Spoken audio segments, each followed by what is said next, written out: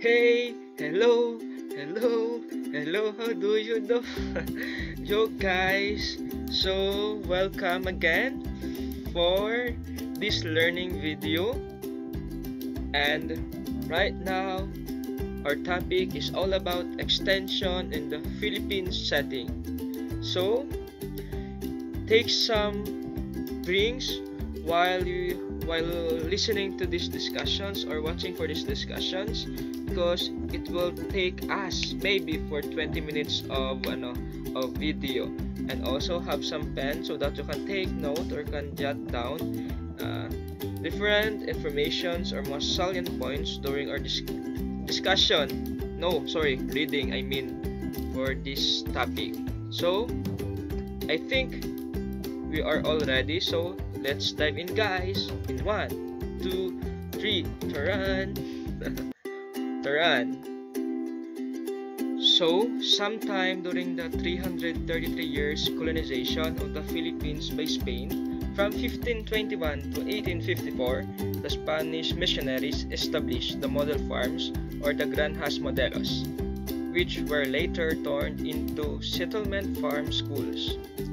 In 1902, the United States established the Bureau of Agriculture, within which the Division of Demonstration and Extension Service was created in 1910. The division later expanded to cover farmers' cooperatives, rural credit, and animal insurance. On the other hand, in 1923, Maria Y. Orosa, Maria Y. Orosa, founded the Home Extension Services that focused on food preservation. Let's go in 1936. Under the Commonwealth Act No. 85, the government established the Provincial Extension Service, along with the staff comprising Provincial Agricultural Extension Supervisors and Municipal Agricultural Inspectors. Also, in 1952, the government created the Bureau of Agricultural Extension, or the BAEX, under the Republic Act No.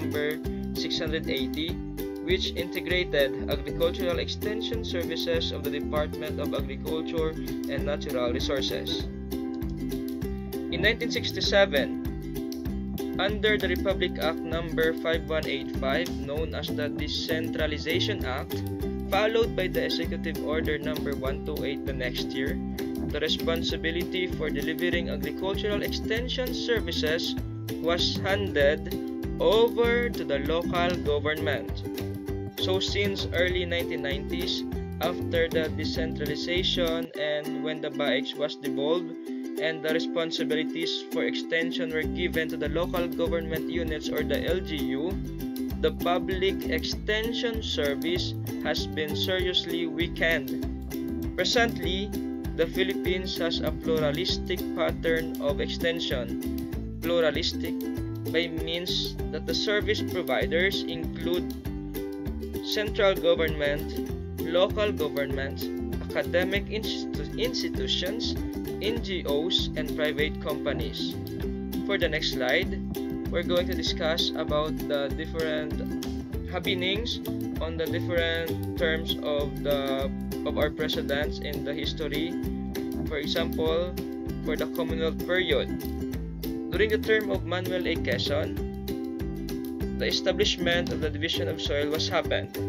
Also, during his term, it encouraged people to go into agricultural business, especially those in Mindanao. After Manuel A. Quezon, there was happened the Japanese occupation for the 3-year period, the 1942 to 1945 period, where the extension service was paralyzed. After the Japanese occupation, term of Jose P. Laurel was begin.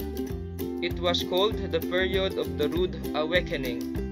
And in 1947, the 4-H established in the Philippines was happened also. After the Commonwealth period in our history, we will go into the post-World War II period.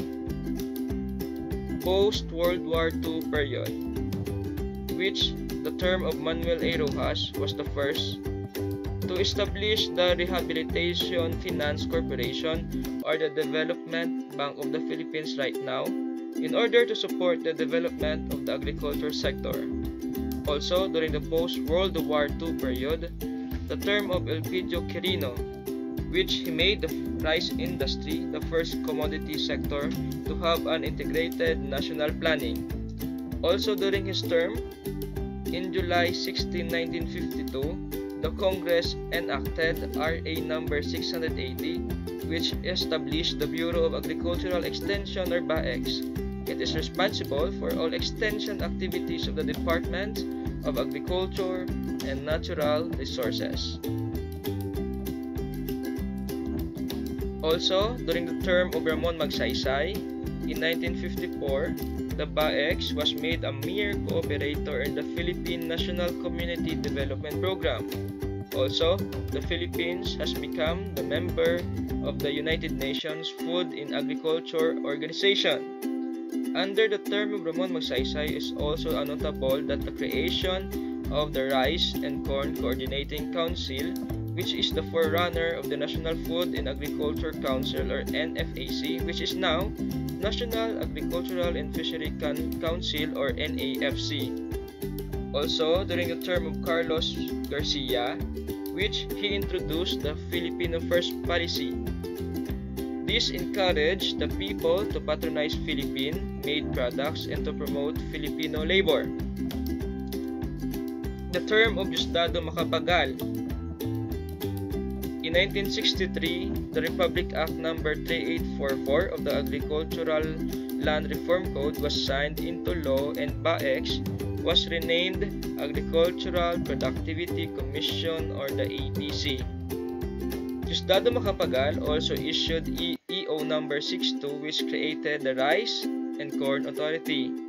He also approved the establishment of the International Rice Research Institute or IRI in the country.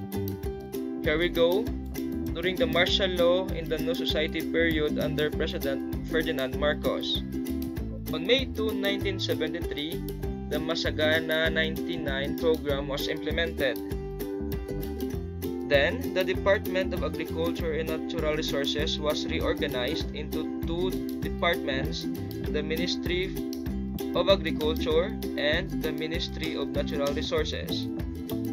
On July 1, 1973, BAEX was placed under the MA or the Ministry of Agriculture, and the Decentralization Act No. 5185 of 1967 empowered the provincial government to have their own extension services. During the pre-devolution period, during the term of Corazon Aquino, where EO No. 116 reorganized MAF and renamed it as Department of Agriculture, the BAEX, together with the Philippine Agricultural Training Council or the PATC, were merged into the Agricultural Training Institute or the ATI right now. During the devolution of Agricultural Extension Services, which is the term of Fidel Ramos, initiated the Medium-Term Agricultural Development Plan, also adopted the GATT safety measures. During his term is also the creation of the notable Agriculture and Fisheries Modernization Act or the AFMA of 1997. During the term of Joseph Estrada, we have the Agrikulturang Makamasa and the approved implementation of the biotechnology in the country. Sorry guys, it's not the term of Joseph Estrada for the green one. It's the term of Gloria Macapagal Arroyo, where the GMA cares for the technical error. GMA Cares or the Ginintoang Masagana Ani Countrywide Assistance for Rural Employment and Services was under the term of Gloria Macapagal Arroyo. Ayun. Following the term of ex-President Gloria Macapagal Arroyo is also the establishment of RA 168 or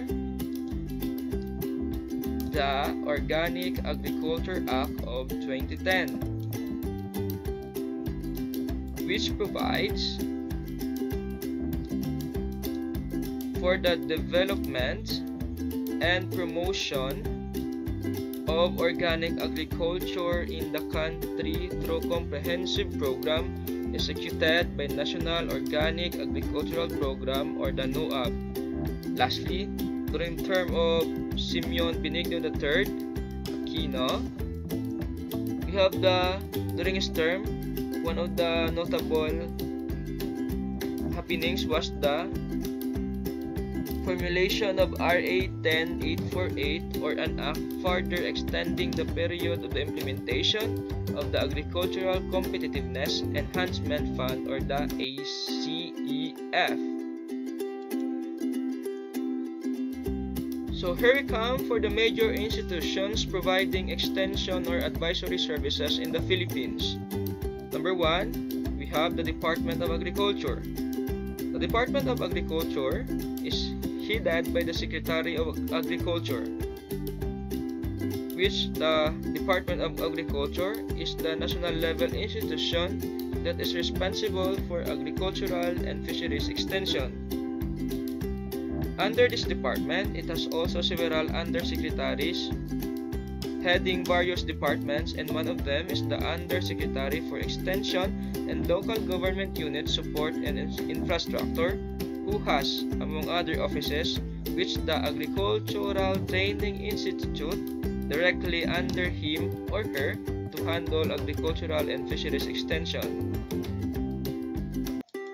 For number 2, major institutions providing extension or advisory services in the Philippines is the Agricultural Training Institute.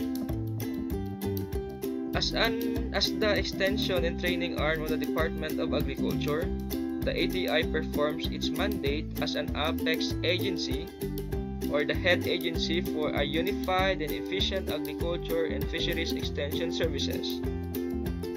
The vision of the ATI is leadership excellence in agriculture technology and knowledge management for a more proactive and responsive extension services.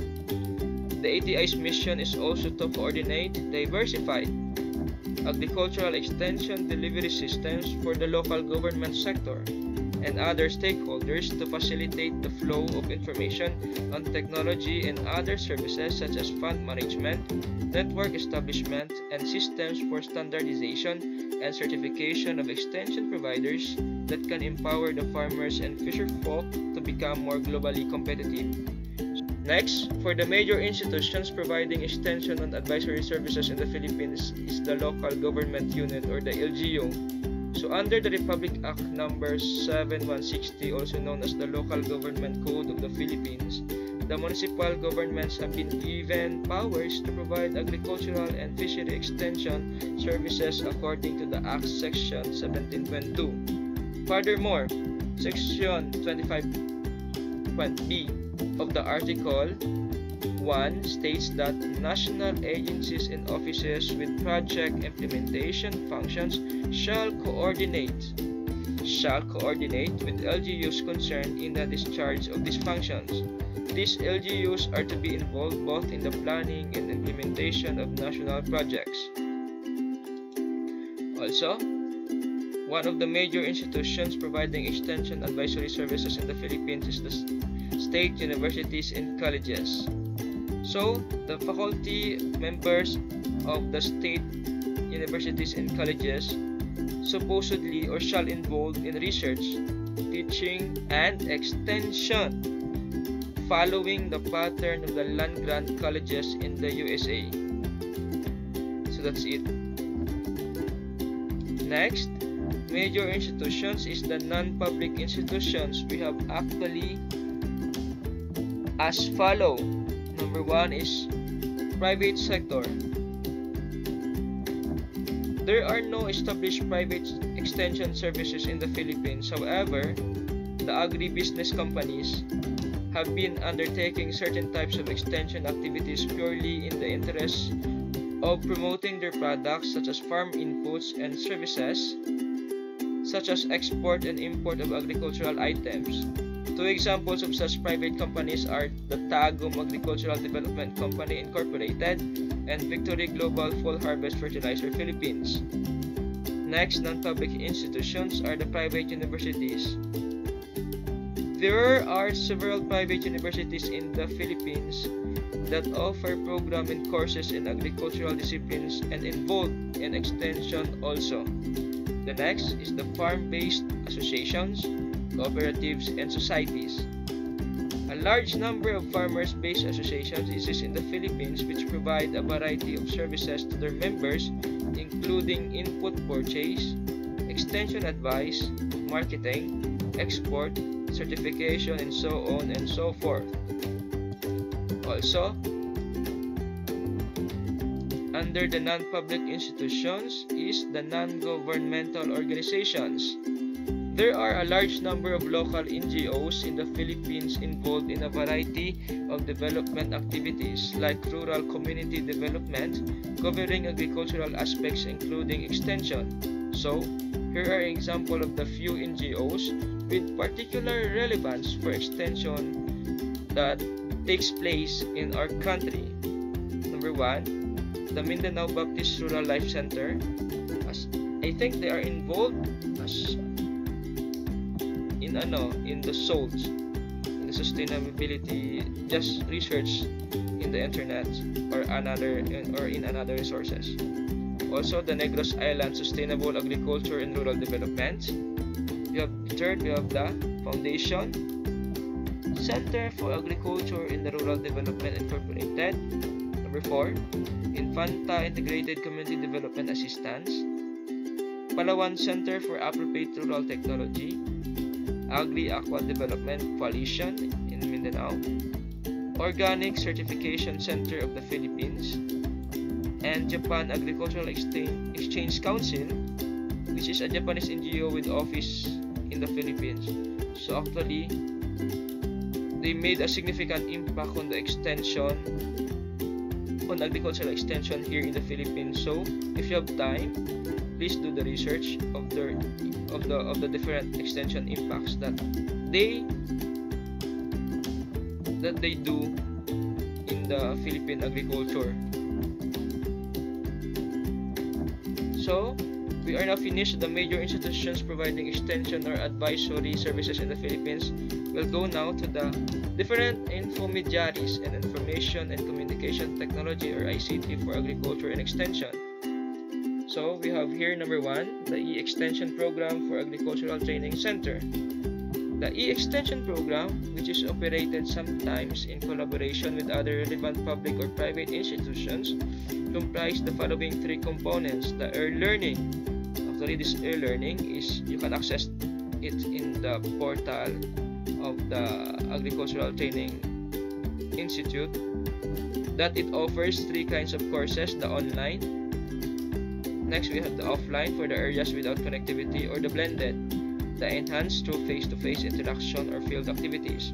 Also, they also offer e-farming, such as delivers farm and business advisory services on agriculture and fishery technologies and technical assistance to rural-based organizations. A private company, OptiServe Technologies Incorporated, collaborates in this activity. It's like the Onion Production Resource Management System project. Last is the e-trading. This component facilitates online trading and provides marketing information. Next, we have the Technogabay program, or the TGP. TGP is a technical assistance program for the farmers involving public institutions, private sector, and the LGUs. Also, this program is a participatory, with the clientele in the field viewed as implementers and various government units as facilitators. This technology is also the technology management service is the core of the program of the Technogabay program. Number 3, we have the School on the Air, or the SOA. This program makes use of radio, internet, and text messaging on rice technologies. The Pampanga Agricultural College, one of the pilot sites of OPAPA, has adopted the SOA modality. For number 4, we have the Farmers Information and Technology Services, or the FITS. It is a telecenter, or the one-stop facility where farmers can access the ICT-based information and services in support of farming and marketing. The center offers not only pertinent information but also organizes necessary training for its clientele. Again, the School on the Airs, or the SOA. It repeats. Sorry guys for the technical error. 6, 5, 6, we have the Farmers Scientist Bureau, or the FSB, also called as Magsasaka Scientista, or MS. The FSB comprises outstanding farmers who have demonstrated successful application of science and technology based as well as indigenous technologies to the farming. These farmers are not only active participants but also function as facilitators and initiators of technology transfer process. Lastly, the FSB provides direct farmer-to-farmer extension services to other farmers, LGU as well, cooperatives, or private institutions also. Number 7, we have the PCARD portal. So the PCARD portal on the internet has a lot of information on technologies that is useful for farmers, fishermen as well, marketing people, extension staff, researchers, students, and other stakeholders. So if you want to have some reliable source of information about productions, about agriculture and fisheries, just visit the PCARD portal that is available online. Yes. Next, we have the Open Academy for the Philippine Agriculture, or OPAPA. Wow, also called as Pinoy Farmers Internet. It is a network of institutions that provides education, training, extension, and communication in agriculture, making information more accessible to those who need it. The OPAPA program develops ICT modalities to facilitate interaction among experts, farmers, and extension workers despite the barriers imposed by physical distance. So also, the Philippine Rice Research Institute, or the PhilRice, is currently the lead implementing agency of OPAPA. For the number 9, Infomediaries in Information and Communication Technology for Agriculture Extension is the Farmers Tech Center, also called a Smart Farmer Call Center. Wow! So, the farmers use their cellular phones for sending text messages to the subject matter specialists based at the Philippine Rice Research Institute, or the PhilRice. So, the contact number is 700-7423 PALAI. So, excited to finish this discussion. So here is the reference for your future reference if you want to research further and to learn further about the